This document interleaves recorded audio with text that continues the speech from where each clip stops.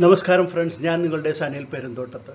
ഇതൊരു IPO video അല്ല, മറിച്ച് ഇന്ത്യയിലെ ഏറ്റവും വലിയ സ്വകാര്യ മേഖലയിലുള്ള ഏറ്റവും വലിയ കമ്പനി എന്ന് നമുക്ക് വിളിക്കാവുന്ന റിലയൻസ് ഇൻഡസ്ട്രീസ്, ഇന്ത്യൻ ഓഹരി വിപണിയിലെ ഏറ്റവും പ്രമുഖ കമ്പനിയായിട്ടുള്ള മുകേഷ് അംബാനിയുടെ റിലയൻസ് ഇൻഡസ്ട്രീസ് എന്ന കമ്പനി ഡീമർജർ ചെയ്യുകയാണ്. അതായത് കമ്പനി രണ്ടായി വിഭജിക്കപ്പെടുകയാണ്. കമ്പനിയുടെ കീഴിലുള്ള ഫിനാൻഷ്യൽ കമ്പനികളെല്ലാം തന്നെ ഒന്നായി മാറുന്നു. അതിൻ്റെ പേര് അവർ നിശ്ചയിച്ചിരിക്കുന്നത് ജിയോ ഫിനാൻഷ്യൽ സർവീസസ് എന്നാണ്.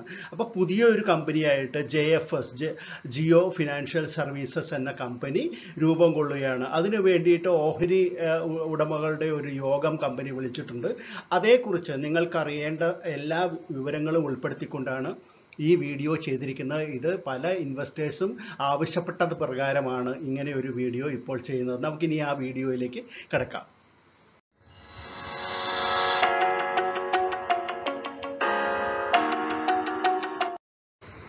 നാഷണൽ സ്റ്റോക്ക് എക്സ്ചേഞ്ചിലെയും ബോംബെ സ്റ്റോക്ക് എക്സ്ചേഞ്ചിലെയും സൂചികകളിൽ, അതായത് നിഫ്റ്റി അല്ലെങ്കിൽ സെൻസെക്സ് എന്നീ പറയുന്ന രണ്ട് വില സൂചികകളിലും ഏറ്റവും കൂടുതൽ വെയിറ്റേജ് ഉള്ള കമ്പനികളിൽ ഒന്നാണ് റിലയൻസ് ഇൻഡസ്ട്രീസ്. ഏറ്റവും പ്രമുഖമായിട്ടുള്ള കമ്പനി എന്നുള്ള നിലയിൽ ഇന്ത്യയിൽ വർഷങ്ങളായിട്ട് അറിയപ്പെടുന്ന റിലയൻസ് ഇൻഡസ്ട്രീസ് ആണ് ഇപ്പോൾ രണ്ടായിട്ട് മാറുന്നത്, അല്ലെങ്കിൽ രണ്ടായി വിഭജിക്കപ്പെടുന്നത്. അത് ഫിനാൻഷ്യൽ സർവീസസ് ബിസിനസ് അവർ രണ്ടാക്കിയാണ്. അതാണ് ജിയോ ഫിനാൻഷ്യൽ സർവീസസ് ലിമിറ്റഡ് എന്നുള്ള പേരിൽ രണ്ടാമത്തെ പുതിയ കമ്പനിയായിട്ട് മാറുന്നത്.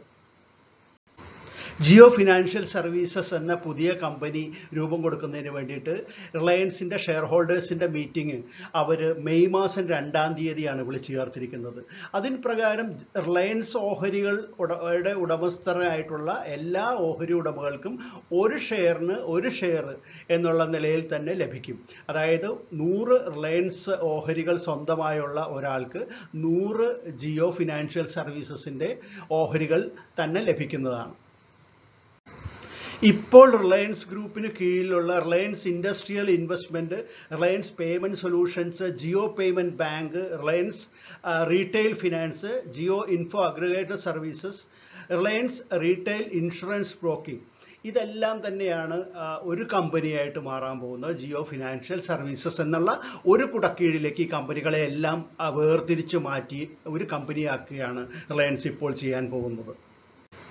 മുകേഷ് അംബാനിയുടെ റിലയൻസ് ഇൻഡസ്ട്രീസ് ഏത് രംഗത്തേക്ക് വന്നാലും ആ മേഖലയിൽ 1-ാം സ്ഥാനത്തേക്ക് എത്തും എന്നുള്ളതിന് നമുക്ക് സംശയമൊന്നുമില്ല. നമ്മൾ കണ്ടതാണ് ജിയോയുടെ ലോഞ്ച്. ജിയോ വന്നതോടുകൂടി ടെലികോം രംഗത്തുണ്ടായ മാറ്റം നമുക്ക് എല്ലാവർക്കും എടുത്തു പറയേണ്ട ഒരു കാര്യം തന്നെയാണ്. ഇനിയിപ്പോൾ ഒരു ഫിനാൻഷ്യൽ സർവീസസ് കമ്പനി എന്നുള്ള നിലയിൽ ജിയോ ഫിനാൻഷ്യൽ സർവീസസ് ലോഞ്ച് ചെയ്യുന്നതോടുകൂടി NBFC രംഗത്ത് ഏറ്റവും പ്രമുഖ കമ്പനികളിൽ ഒന്നായിട്ട് ജിയോ മാറാൻ പോവുകയാണ്. അതോടൊപ്പം തന്നെ കൺസ്യൂമർ അല്ലെങ്കിൽ മർച്ചന്റ് ലെൻഡിങ് എന്ന കാര്യത്തിലും ജിയോ ഏറ്റവും എടുത്തു പറയേണ്ട ഒരു പ്രമുഖ നിരയിലേക്ക് തന്നെ എത്തിച്ചേരുന്നതാണ്.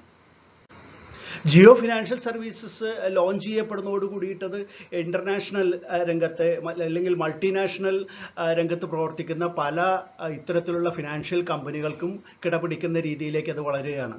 അതായത് ഫിനാൻഷ്യൽ സർവീസസ് രംഗത്ത് നമുക്ക് Alibaba, Amazon, apple, Facebook, Google തുടങ്ങിയ കമ്പനികൾ ഇപ്പോൾ പ്രവർത്തിക്കുന്നുണ്ട്. അവയുടെ അതേ ലെവലിലേക്കാണ് ജിയോ ഇപ്പോൾ വളരാൻ പോകുന്നത്.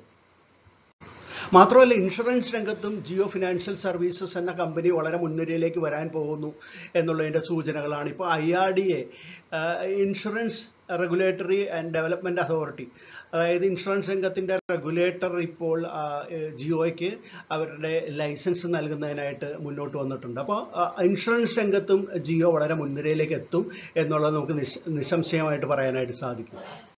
ഇത്തരത്തിലുള്ളൊരു പ്രധാനപ്പെട്ട ഒരു ഫിനാൻഷ്യൽ കമ്പനി രൂപം കൊള്ളുന്ന സമയത്ത് ഏറ്റവും നിർണായകമായിട്ടുള്ളത് ആരൊക്കെയാണിത് നിയന്ത്രിക്കുന്നത്, അതിൻ്റെ തലപ്പത്ത് ആരൊക്കെയാണ് എന്നുള്ളത് തന്നെയാണ്. അതായത് പേഴ്സണൽസ്, ഇതിൻ്റെ HR രംഗത്ത് ഇതിൽ ആരൊക്കെയാണ് പ്രവർത്തിക്കുന്നത് എന്നുള്ളത്. അപ്പോൾ അതിൽ നമുക്ക് വളരെയധികം ഒരു ആശ്വാസം തരുന്ന ഒരു കാര്യമാണ് KV കാമത്ത് എന്നുള്ള പേരിൽ ഇന്ത്യൻ ബാങ്കിങ് രംഗത്ത്, അല്ലെങ്കിൽ ICICI ബാങ്കിൻ്റെയൊക്കെ തലപ്പത്തിരുന്ന KV കാമത്താണ് ഇൻഡിപെൻഡൻ്റ് ആയിട്ടുള്ള നോൺ എക്സിക്യൂട്ടീവ് ചെയർമാനായിട്ട് ജിയോ ഫിനാൻഷ്യൽ സർവീസ് രംഗത്ത് അതിൻ്റെ തലപ്പത്ത് വരുന്നത്. അതോടൊപ്പം തന്നെ ഹിതേഷ് സത്യ എന്ന് പറയുന്ന അദ്ദേഹം head of state Europe McLaren strategic ventures, അതിൽ നിന്നാണ് അദ്ദേഹം വരുന്നത്. അപ്പോൾ വളരെയധികം ഇൻ്റർനാഷണൽ 20 വർഷത്തിലേറെ ഈ ഫിനാൻഷ്യൽ കമ്പനികളുടെ തലപ്പത്ത് പ്രവർത്തിച്ച് എക്സ്പോഷർ ഉള്ള ആളാണ് ഹിതേഷ് സാത്യ എന്നുള്ളത്. അദ്ദേഹമാണ് MDയും CEO-യുമായിട്ട് ഈ കമ്പനിയിലേക്ക് വരുന്നത് എന്നുള്ളതും വളരെ എടുത്തു പറയേണ്ട ഒരു കാര്യമാണ്. റിലയൻസിനെ കുറിച്ച് എന്തായാലും നമുക്കെല്ലാം അറിയാം. അതുകൂടാതെ പുതുതായിട്ട് വരുന്ന ഡീമർജർ ചെയ്തു വരുന്ന ജിയോ ഫിനാൻഷ്യൽസിനെ കുറിച്ച് മാത്രം ആലോചിക്കുകയാണെങ്കിൽ ഈ കമ്പനി ഡീമർജ് ചെയ്യുന്ന സമയത്ത് ലിറ്റിഗേഷൻസും ലയബിലിറ്റീസും ഒന്നും തന്നെ പുതിയ കമ്പനിയിലേക്ക് ട്രാൻസ്ഫർ ചെയ്യുന്നില്ല എന്നുള്ളത് വളരെ എടുത്തു പറയേണ്ട ഒരു കാര്യം തന്നെയാണ്. 1900 crores ലയബിലിറ്റി വരേണ്ടതാണ്. എന്നാൽ ഈ ലയബിലിറ്റിയും മറ്റ് ലിറ്റിഗേഷൻസും നിയമ പ്രശ്നങ്ങളും ഒന്നും തന്നെ പുതിയ കമ്പനിയിലേക്ക് വരുന്നില്ല എന്ന് മാത്രമല്ല, ഇത് ഉടൻ തന്നെ NSE-യിലും BSE-യിലും ലിസ്റ്റ് ചെയ്യപ്പെടുന്നു ഈ കമ്പനി എന്നുള്ളതും എടുത്തു പറയേണ്ട ഒരു കാര്യമാണ്. അങ്ങനെ വരുമ്പോൾ ഇത് ഇന്ത്യയിലെ തന്നെ ഏറ്റവും വലിയ 5ാമത്തെ ഫിനാൻഷ്യൽ കമ്പനിയായിട്ട് മാറുന്നതാണ്. അതായത് ഒരു 6% റിലയൻസിൽ ഈ കമ്പനിക്ക് ഒരു സ്റ്റേക്ക് ഉണ്ടായിരിക്കും, 6%. അപ്പോൾ ആ ഓഹരികളുടെ വില തന്നെ വരികയാണെങ്കിൽ ഏകദേശം 1 lakh crore rupees വരും. അപ്പോൾ അത് ഷെയർ ആയിട്ടായിരിക്കില്ല സൂചിക്കുന്നത്, ക്യാഷ് ആയിട്ട് തന്നെ കമ്പനിയിലേക്ക് ട്രാൻസ്ഫർ ചെയ്യപ്പെടും.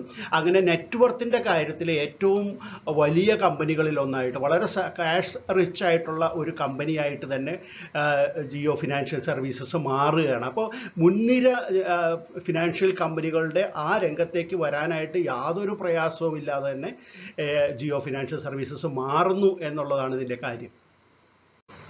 റിലയൻസിൻ്റെ ഈ വിഭജനം അല്ലെങ്കിൽ ഡീമർജർ വളരെയധികം സന്തോഷത്തോടു കൂടിയാണ് ഓഹരി ഉടമകൾ സ്വീകരിച്ചിട്ടുള്ളത് റിലയൻസിൻ്റെ എന്നുള്ളത് വ്യാപാരത്തിൽ നിന്ന് തന്നെ നമുക്ക് മനസ്സിലാക്കാവുന്നതാണ്. ഇനി ജിയോ ഫിനാൻഷ്യൽ സർവീസസിൻ്റെ കാര്യം എടുക്കുകയാണെങ്കിൽ അതിന് പുതിയ കമ്പനിയായി വരുമ്പോൾ ഒന്ന് ആലോചിച്ച് നോക്കൂ. ഡാറ്റാബേസ് അവരുടെ കൈവശമുള്ളത് 400 മില്യൺ ടെലികോം കസ്റ്റമേഴ്സാണ് ഇപ്പോൾ തന്നെ കമ്പനിയുടെ കൈവശമുള്ളത്. അതുപോലെ തന്നെ 200 മില്യൺ റീറ്റെയിൽ കസ്റ്റമേഴ്സ് റിലയൻസ് ഗ്രൂപ്പിൻ്റെതായിട്ടുണ്ട്. 15,000-ഓളം ഔട്ട്ലെറ്റുകൾ കമ്പനിക്കുണ്ട്. അപ്പോൾ ഇത്തരത്തിലൊരു വലിയ ഡാറ്റ ശേഖരം തന്നെയാണ് കമ്പനിയുടെ കൈവശം വന്നിരിക്കുന്നത്. അപ്പോൾ അങ്ങനെയുള്ള നിലയിൽ ഈ കമ്പനി ഫിനാൻഷ്യൽ സർവീസ് രംഗത്തേക്ക് വരുമ്പോഴത്തേക്കും വളരെ മികച്ച പ്രവർത്തനം കാഴ്ചവെക്കാനായിട്ട് അവർക്ക് സാധിക്കും എന്നുള്ളത് തുടക്കം മുതൽ തന്നെ സ്വന്തം ക്ലയൻസിന് സേവനങ്ങൾ നൽകിയാൽ തന്നെ അതൊരു വലിയ ബിസിനസ് ആയിരിക്കും എന്നുള്ളതിന് യാതൊരു സംശയവുമില്ല.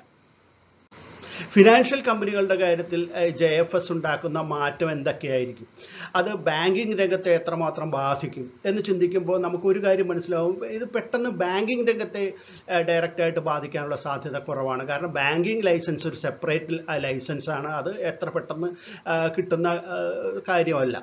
അപ്പോൾ അതുകൊണ്ട് തന്നെ റിലയൻസ് ഇമ്മീഡിയറ്റ് ആയിട്ടൊരു ബാങ്കിങ് രംഗത്തേക്ക് വരുന്നതല്ല എന്നുള്ളതുകൊണ്ട് തന്നെ ബാങ്കുകൾക്ക് അത്ര വലിയ പ്രോബ്ലം ഇവരുടെ ഭാഗത്തു നിന്ന് ഒരു കോമ്പറ്റീഷൻ ഉണ്ടാകും എന്ന് കരുതാൻ സാധ്യമല്ല. എന്നാൽ മറ്റ് രംഗങ്ങളിൽ, അതായത് NBFC, insurance, AMC, broking, payment bank licence, ഇതെല്ലാം തന്നെ കമ്പനിക്ക് ഉള്ളതിനാൽ ഇത് ആ രംഗത്ത് പ്രവർത്തിക്കുന്ന കമ്പനികളെ നേരിട്ട് ബാധിക്കാൻ സാധ്യതയുണ്ട്. മാത്രമല്ല തുടക്കത്തിൽ തന്നെ നോക്കുകയാണെങ്കിൽ 5ാം സ്ഥാനത്ത്, ഏറ്റവും വലിയ 5ാം സ്ഥാനത്ത് ഉള്ള ഒരു ഫിനാൻഷ്യൽ കമ്പനിയായിട്ടാണ് JFS മാറിയിരിക്കുന്നത്. അതുകൊണ്ട് ആ രംഗത്തുള്ള കമ്പനികളെ ചിലപ്പോൾ നേരിട്ട് ബാധിക്കുന്നതായിരിക്കും.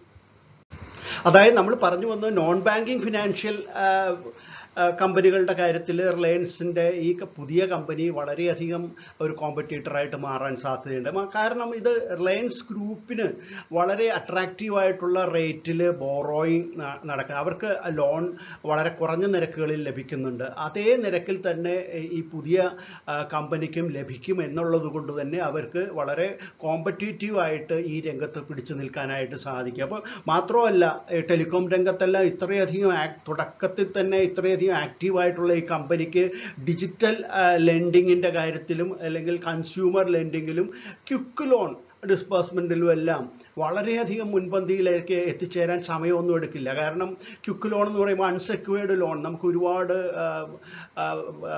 ബാധ്യതകൾ അല്ലെങ്കിൽ അവർക്ക് ഒരു ലോൺ കൊടുക്കണമെന്നുണ്ടെങ്കിൽ പല ഈടുകൾ വെക്കേണ്ടതുണ്ട്, സ്ഥലം അല്ലെങ്കിൽ എന്തെങ്കിലും അസറ്റുകളെല്ലാം ഈട് വെച്ചതിന് ശേഷമാണല്ലോ ലോൺ കൊടുക്കുന്നത്. അല്ലാതെ കൊടുക്കുന്ന വളരെ ക്വിക്കായിട്ട് ഡിസ്പോസ് ചെയ്യാൻ സാധിക്കുന്ന തരത്തിലുള്ള ലോണുകൾ വളരെയധികം പോപ്പുലർ ആയിട്ടുള്ള ആ രംഗത്തും കമ്പനിക്ക് വളരെയേറെ മുന്നേറാനായിട്ട് സാധിക്കും. അങ്ങനെ നോക്കുകയാണെങ്കിൽ ജിയോ ഫിനാൻഷ്യൽ സർവീസസിൻ്റെ വരവ് NBFC രംഗത്ത് ഒരു വലിയ മുന്നേറ്റത്തിന് തന്നെയാണ് തുടക്കം കുറിക്കാൻ പോകുന്നത്. ജിയോ എങ്ങനെയാണോ ടെലികോം രംഗത്ത് ഒരു തരംഗം സൃഷ്ടിച്ചത് അതുപോലെ തന്നെയായിരിക്കും ഈ പുതിയ കമ്പനി എന്നുള്ളത് നമുക്ക് പറയാതിരിക്കാൻ നിവൃത്തിയില്ല. മാത്രമല്ല ഇത് ലിസ്റ്റഡ് കമ്പനിയാണ്. ഇപ്പോഴുള്ള റിലയൻസ് വാങ്ങിയിട്ടുള്ള എല്ലാവർക്കും തന്നെ ഒരു ഷെയർ ഈ പുതിയ കമ്പനിയുടെ ലഭിക്കുന്നതാണ്. അപ്പോൾ ഓഹരി വിപണിയിലെ എല്ലാവരും തന്നെ ഈ പുതിയ കമ്പനിയെ വെൽക്കം ചെയ്യാനായിട്ട് കാത്തിരിക്കുകയാണ് എന്നാണ് നമുക്ക് മനസ്സിലാക്കാനായിട്ട് സാധിക്കുന്നത്. ഇനി ഇതുമായിട്ട് ബന്ധപ്പെട്ട എല്ലാ തുടർ ഡെവലപ്മെൻറ്റുകളും വളരെയധികം ആകാംക്ഷാപൂർവ്വം നമ്മളുടെ നിക്ഷേപകർ ശ്രദ്ധിക്കണം എന്നാണ് എനിക്ക് ഇതിനെക്കുറിച്ച് പറയാനുള്ളത്. റിലയൻസ് ഇൻഡസ്ട്രീസിൻ്റെ വിഭജനത്തെ സംബന്ധിച്ച് അല്ലെങ്കിൽ ഡീമർജറിനെ സംബന്ധിച്ച ഈ വീഡിയോ നിങ്ങൾക്ക് ഇഷ്ടപ്പെട്ട് കാണുമെന്ന് കരുതുന്നു. ഇഷ്ടപ്പെട്ടെങ്കിൽ തീർച്ചയായിട്ടും ലൈക്ക് ചെയ്യാൻ മടിക്കരുത്, കമൻറ്റുകൾ ഇടാൻ മടിക്കരുത്. നിങ്ങളുടെ എല്ലാവിധ സപ്പോർട്ടുകളും വീഡിയോയ്ക്ക് നൽകണമെന്ന് അഭ്യർത്ഥിക്കുന്നു. ഇനി മറ്റൊരു വീഡിയോയുമായിട്ട് നമുക്ക് ഉടൻ തന്നെ കാണാം. അതുവരെ നന്ദി, നമസ്കാരം, ബൈ.